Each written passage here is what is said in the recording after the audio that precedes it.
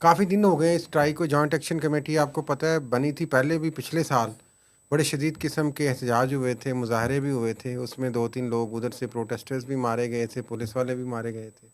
और याद होगा कि पंजाब पुलिस भी वहाँ पहुँच गई थी और सिक्योरिटी वगैरह और सारे सिस्टम के लिए। और अल्टीमेटली उस वक्त जॉइंट एक्शन कमेटी के 2024 में मुतालबात माने गए थे, जिनकी सूरत में उनकी जो बिजली है वो बिल्कुल 2 से 3 रुपए पर यूनिट है। मेरा ख्याल है आलमोस्ट इसी तरह की उनको सब्सिडी दी गई थी और उनके कुछ जो जायज़ मुतालबात हुकूमत ने समझे थे वो माने थे। आटे की कीमतों का भी इशू हाँ था। जी, आटे, ग्रॉसरी और ये वो सारी चीज़ों का उस पर इशू चला था।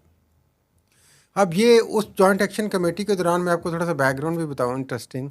उस जॉइंट एक्शन कमेटी के मुज़ाकरात के दौरान कुछ बंदे जो है वो अरेस्ट भी हो गए थे और वो फिर बाद में रिलीज़ नहीं हुए थे। कुछ तो एक प्रेशर जो जो ये जॉइंट एक्शन कमेटी वक्त के साथ साथ डालती गई कि वो उनकी रिहाई भी चूँकि डिमांड्स में शामिल थी उस वक्त, लेकिन रिहाई हुई नहीं थी। फिर वो बाद में वो रिहाई कराई गई। उसके बाद ये जॉइंट एक्शन कमेटी इसी तरह चलती रही।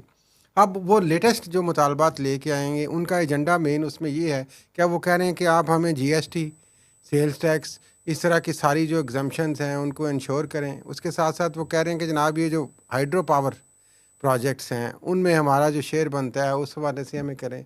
गेस्ट हाउसेज हैं फॉर एग्जांपल, वो कहते हैं उनको भी जीएसटी से एग्जाम्प्ट करते हैं। तो इस तरह के बहुत सारे मुतालबात उनके इस तरह के हैं जिसको हुकूमत वक्त अभी जो है आज़ाद कश्मीर की, वो तो कह रही है कि बहुत ज़्यादा ये मुतालबात उस तरह के हैं कई जो कि कंसिडर नहीं हो सकते हैं।